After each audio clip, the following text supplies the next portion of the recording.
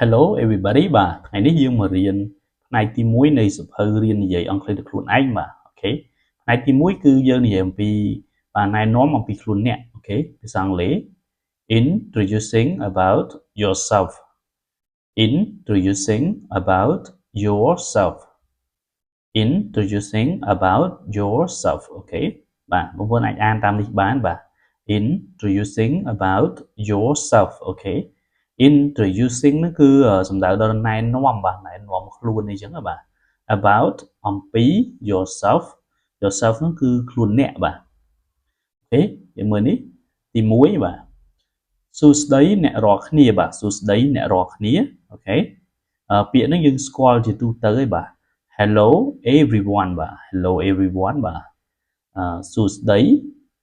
Hello everyone ហ្នឹងបានថាអ្នករាល់គ្នាបាទនេះនៅខាងក្រោយនេះគឺយើងសិញខ្មែរសម្រាប់អានបាទទី2ឈ្មោះរបស់ខ្ញុំគឺពិសិដ្ឋបាទឈ្មោះរបស់ខ្ញុំគឺពិសិដ្ឋភាសាអង់គ្លេស My name is ពិសិដ្ឋ My name is ពិសិដ្ឋ My name is ពិសិដ្ឋអូខេ My name is ពិសិដ្ឋបាទឈ្មោះរបស់ខ្ញុំគឺពិសិដ្ឋបងប្អូនឈ្មោះអីបងប្អូនគ្រាន់តែដូរទៅបាទនេះយើងខ្ញុំឧទាហរណ៍ឲ្យនេះបាទ My name is បាទឲ្យប្រើឈ្មោះរបស់អ្នកបាទនេះឈ្មោះរបស់បងប្អូនហ្នឹងហើយបាទអូខេបាទខ្ញុំគឺអាយុ32ឆ្នាំបាទខ្ញុំគឺអាយុ32ឆ្នាំ I am 32 years old I am 32 years old អូខេ I am 32 years old បាទ I am 32 years old បាទបងប្អូនអានតាមនេះមើលមើល I am 32 years old បាទខ្ញុំគឺអាយុ32ឆ្នាំបាទបងប្អូនអាយុប្រហែលបងប្អូនដូរទៅបាទដូរតែអាយុខ្លួនឯងទៅបាទ I am អាយុប្រហែលយើងដូរតាមនឹងទៅបាទ years old បាទចំពោះការរាប់លេខនៅចុងសភៅហ្នឹងគឺយើងមានស្រាប់ហើយបាទយើងមានលេខបងប្អូនមើលទៅផ្នែកលេខណាបាទផ្នែកការរាប់លេខការអានលេខបាទ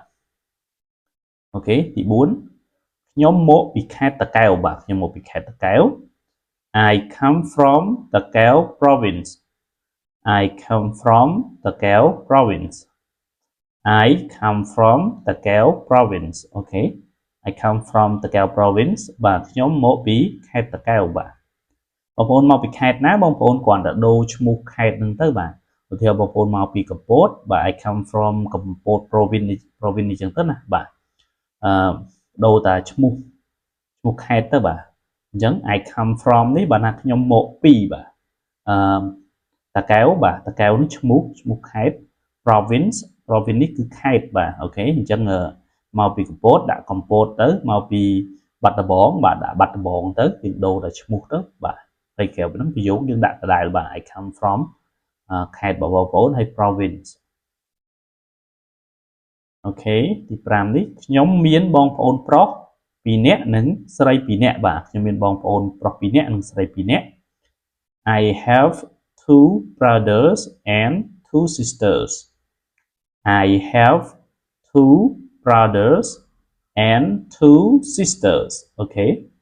I have two brothers and two sisters បាទបានថាខ្ញុំមានបងប្អូនប្រុស2នាក់បងប្អូនស្រី2នាក់បាទ I have នេះខ្ញុំមាន two នេះ2បាទ brothers បាទ brothers ពាក្យ brother តទេបាទបងប្អូនប្រុសបាទដល់ពេលនេះយើងថែម s នេះបានន័យថាបងប្អូនប្រុសនឹងមានចំនួនចាប់ពី2ឡើងទៅណាបាទអូខេហើយ and នេះនឹងបាទ two 2ទៀតបាទនេះ2 sister នេះគឺបងប្អូនស្រីបាទថែម s ហ្នឹងគឺសំដៅដល់ចាប់ពី2ឡើងទៅបាទអូខេខ្ញុំរស់នៅភ្នំពេញបាទខ្ញុំរស់នៅភ្នំពេញ I live in Phnom Penh I live in Phnom Penh I live in Phnom Penh អូខេ I live in Phnom Penh បាទខ្ញុំរស់នៅក្នុងទីក្រុងភ្នំពេញបាទឬមួយរស់នៅភ្នំពេញអញ្ចឹងណាបាទ I live បាទ I live នេះខ្ញុំរស់នៅ in នៅក្នុង in Phnom Penh ហ្នឹងបាទក្នុងទីក្រុងភ្នំពេញអញ្ចឹងណាបាទអូខេពេលពាក្យអានយើងអាន Phnom Penh បាទពេលពាក្យខ្មែររបស់យើងភ្នំពេញអញ្ចឹងណាច្បាស់អញ្ចឹងបាទ ភាសាអង់គ្លេសគេអាន Phnom Penh អូខេបរទេសគេអាន Phnom Penh អញ្ចឹងបាទnumber 7 បាទទី7ខ្ញុំគឺជាគ្រូបង្រៀនម្នាក់បាទខ្ញុំគឺជាគ្រូបង្រៀនណាបាទអូខេ I am a teacher I am a teacher I am a teacher បាទ I am a teacher ខ្ញុំគឺជាគ្រូបង្រៀនបាទជាគ្រូបង្រៀនម្នាក់បាទ I am ខ្ញុំគឺជាបាទនេះគឺមួយបាទសំដៅដល់មួយ teacher នឹងគ្រូបង្រៀនអូខេខ្ញុំធ្វើការងារនៅផ្ទះបាទអូខេខ្ញុំធ្វើការងារបានថាយើងធ្វើការងារចេញពីផ្ទះទៅយើងអត់ទៅធ្វើការងារនៅកន្លែងផ្សេងទៅស្ថាប័នណាទេគឺយើងធ្វើការងារនៅផ្ទះបាទ I work from home I work from home I work from home បាទ I work from home បាទណាខ្ញុំធ្វើការពីផ្ទះទៅឬមួយក៏ខ្ញុំធ្វើការនៅផ្ទះអីចឹងបាទ I work បាទខ្ញុំធ្វើការ from នេះពីបាទ home ផ្ទះបាទអញ្ចឹងធ្វើការពីផ្ទះទៅតែយើងបកប្រែថាខ្ញុំធ្វើការនៅផ្ទះក៏បានដែរបាទយើងអត់ធ្វើការឲ្យគេនៅកន្លែងកំពន្ធនៅកន្លែងផ្សេងទេបាទអូខេទី9ខ្ញុំគឺជាអ្នកនិពន្ធបាទខ្ញុំគឺជាអ្នកនិពន្ធម្នាក់បាទអូខេ I am a writer I am a writer I am a writer បាទ I am a writer អូខេខ្ញុំគឺជាអ្នកនិពន្ធបាទ I am ខ្ញុំគឺជាបាទនេះមួយបាទ writer ហ្នឹងអ្នកសរសេរឬមួយក៏អ្នកនិពន្ធហ្នឹងបាទខ្ញុំធ្វើការនៅគ្រឹះស្ថាន Prince Book បាទខ្ញុំធ្វើការនៅគ្រឹះស្ថាន Prince Book អូខេ I work at Prince Book Publishing I work at Prince Book Publishing I work at Prince Book Publishing អូខេ I work at Prince Book Publishing បាទខ្ញុំធ្វើការនៅគ្រឹះស្ថាន Prince Book បាទនេះ I នេះខ្ញុំ work ធ្វើការបាទ at នេះនៅឯPrince នេះជាឈ្មោះបាទ Prince Book នេះជាឈ្មោះបាទណាគ្រឹះស្ថាន Prince Book បាទ Publishing នេះគឺគ្រឹះស្ថានបាទខ្ញុំរៀនជំនាញបង្រៀនភាសាអង់គ្លេសបាទខ្ញុំរៀនជំនាញបង្រៀនភាសាអង់គ្លេសបាទ I study TESOL major I study TESOL major I study TESOL major អូខេ I study TESOL major បាទខ្ញុំរៀនជំនាញបង្រៀនណាបាទ I ខ្ញុំ study រៀនបាទរៀន TESOL បាទ TESOL នេះគឺជំនាញបរិញ្ញាបត្របាទពាក្យពេញរបស់វាគឺ teaching English to speaker of other languages បាទបានន័យថាជំនាញបង្រៀនភាសាអង់គ្លេសនឹងតែម្ដងបាទបរិញ្ញាភាសាអង់គ្លេសជាភាសាទី2ណាបាទអូខេ major នេះគឺជំនាញបាទមើលពាក្យនេះពាក្យពេញបើបងប្អូនចង់ដឹងឯងអាច comment សួរបានខ្ញុំប្រាប់នៅក្នុង comment បាទអូខេខ្ញុំបញ្ចប់ការសិក្សាពីសាកលវិទ្យាល័យបញ្ញាសាស្ត្រកម្ពុជាបាទខ្ញុំបានបញ្ចប់ការសិក្សាពីសាកលវិទ្យាល័យបញ្ញាសាស្ត្រកម្ពុជា I graduated from Panasastra University of Cambodia I graduated from Panasastra University of Cambodia I graduated from Panasastra University of Cambodia បាទ I បាទខ្ញុំ graduated នេះបានន័យថាបានបញ្ចប់សិក្សាបាទបានបញ្ចប់ការសិក្សា graduate បាទបានថា graduate ហ្នឹងគឺយើងបញ្ចប់ការសិក្សាដល់ពេលយើងថែមនេះ ed បាទ tit កតុយនេះបាទ graduated បានន័យថាយើងបានបញ្ចប់ការសិក្សាបាទយើងបញ្ចប់ហើយ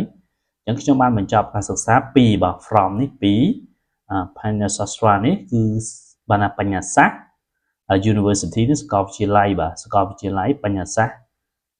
of Cambodia បានថាកម្ពុជាបាទសាកលវិទ្យាល័យបញ្ញាសាស្ត្រកម្ពុជាអូខេចំពោះឈ្មោះយើងនេះអក្សរបែបលក្ខណៈអក្សរធំអញ្ចឹងហ្មងទៅបាទអូខេអញ្ចឹងចាំមើលរៀនពីវេយ្យាករណ៍អីចាំខ្ញុំលម្អិតតទៅពី grammar ហ្នឹងវាមិនអីមិនអញ្ចឹងណាបាទប៉ុន្តែនេះយើងគ្រាន់តែ សិក្សាឲ្យដឹងត្រួសត្រាសអញ្ចឹងណាបាទហើយបងប្អូនរៀននៅណាបានបញ្ចប់ការសិក្សាផ្សេងៗបងប្អូនដូរតែឈ្មោះសាលាទៅបាទឬមួយក៏មិនបញ្ចប់គ្រាន់តែស្គាល់ពាក្យនេះក៏បានដែរបាទ graduate អញ្ចឹងយើងបានបញ្ចប់ការសិក្សាអីអញ្ចឹងបាទពីណាអញ្ចឹងទៅអូខេទី13ខ្ញុំចូលចិត្តអានសៀវភៅនៅពេលទំនេរបាទខ្ញុំចូលចិត្តអានសៀវភៅនៅពេលទំនេរ I like reading books in my free time I like reading books in my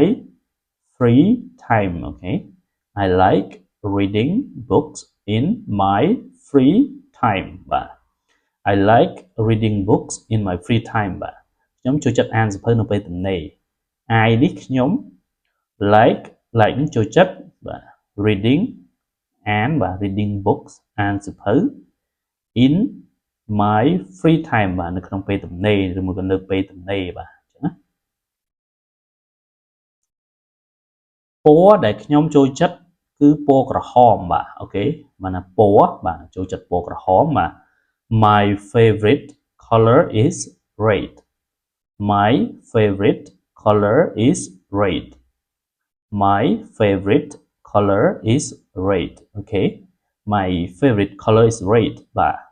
អានថាពណ៌ដែលខ្ញុំចូលចិត្តគឺពណ៌ក្រហមបាទ My favorite បានន័យថា My favorite ហ្នឹងគឺសំដៅដល់អ្វីដែលយើងចូលចិត្តណាបាទអ្វីរបស់យើងចូលចិត្តដល់ពេលយើងថែមពាក្យ color នេះបានថាពណ៌ដែលខ្ញុំបាទ color ហ្នឹងគឺពណ៌បាទពណ៌ដែលខ្ញុំចូលចិត្តគឺ is នេះគឺបាទ red ហ្នឹងគឺពណ៌ក្រហមបាទអូខេខ្ញុំអាចប្រើប្រាស់កុំព្យូទ័របានយ៉ាងល្អបាទខ្ញុំចេះប្រើប្រាស់កុំព្យូទ័របានយ៉ាងល្អណាបាទអូខេ I can use computer very well I can use computer very well I can use computer very well okay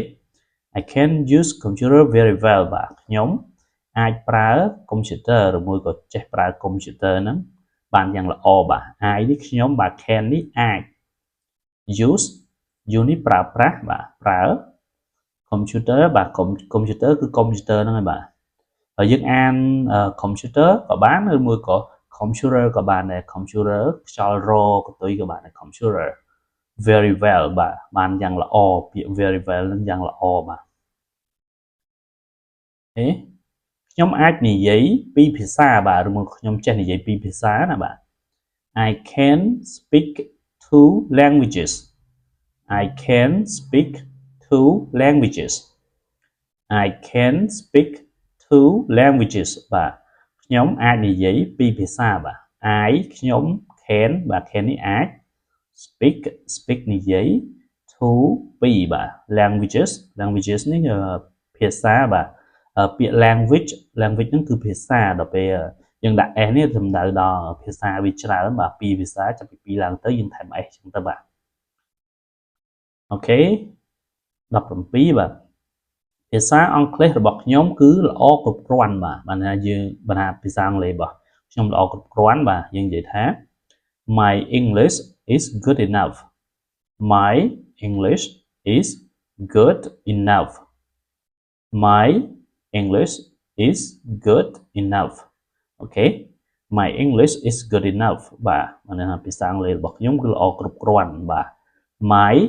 របស់ខ្ញុំបាទ My English ភាសាអង់គ្លេសរបស់ខ្ញុំបាទ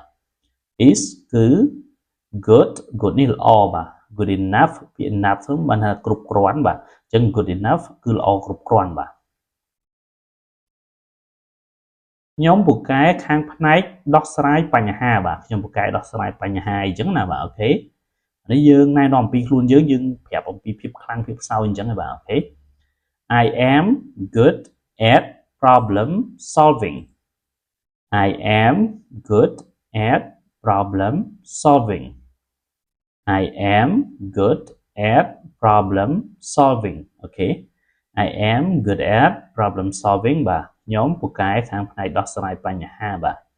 អូខេ I am good at បាទបកប្រែទាំងដុំនេះតែម្ដងបាទ I am good at ហ្នឹងបានថាខ្ញុំពូកែខាងអីមួយអញ្ចឹងបាទខ្ញុំពូកែខាងអីមួយអញ្ចឹងទៅបាទ problem solving បាទ problem នេះបញ្ហា solving នេះដោះស្រាយអញ្ចឹងពីរនឹងមួយគ្នាបានថាដោះស្រាយបញ្ហាបាទខ្ញុំពូកែខាងផ្នែកដោះស្រាយបញ្ហា អូខេខ្ញុំមិនពូកែនិយាយជាសាធារណៈបាទអូខេនេះចំណុចខ្សោយចំណុចខ្វះខាតចំណុចខ្សោយរបស់យើងបាទខ្ញុំមិនពូកែនិយាយជាសាធារណៈបាទ I am not good at speaking in public I am not good at speaking in public I am not good at speaking in public បាទ I am not good at បាទខ្ញុំមិនពូកែបាទមិនពូកែខាងផ្នែកអីមួយចឹងបាទឥឡូវ I am good at បាទខ្ញុំពូកែខាងអីមួយចឹងទៅដល់ពេលយើងថែម not នេះបានថាខ្ញុំមិនពូកែបាទ at នេះ speaking នេះនិយាយ in public ហ្នឹងពាក្យ public ហ្នឹងសាធារណៈបាទអញ្ចឹងខ្ញុំមិនពូកែនិយាយជាសាធារណៈទេបាទអូខេចំពោះ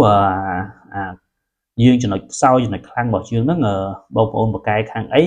ខ្សោយខាងអីបងប្អូនបដូរខ្លួនឯងណាបាទហើយបើអត់សូវចេះពាក្យអីឬមួយក៏អីអាចស៊ូបានបាទអាច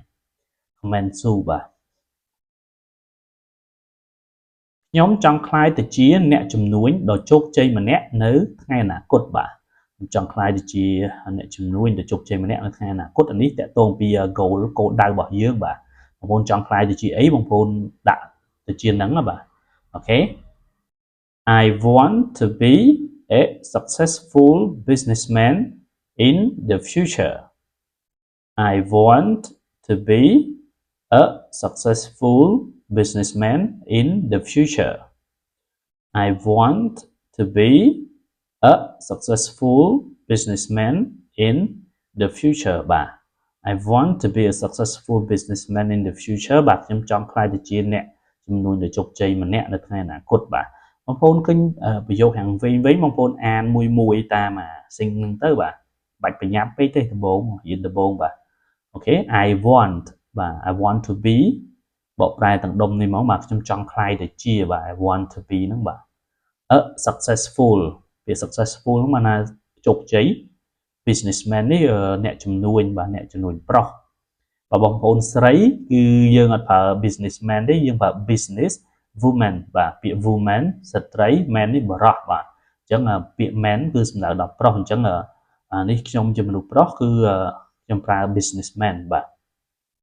អញ្ចឹងខ្ញុំចង់ខ្លាយទៅជាអ្នកជំនួញជោគជ័យម្នាក់បាទ in the future បាទ in the future ហ្នឹងមកនៅក្នុងថ្ងៃអនាគតបាទនៅអនាគតណាបាទអូខេឥឡូវយើងបានបញ្ចប់ផ្នែកទី1បាទចាំជួបគ្នាផ្នែកបន្តទៀតបាទ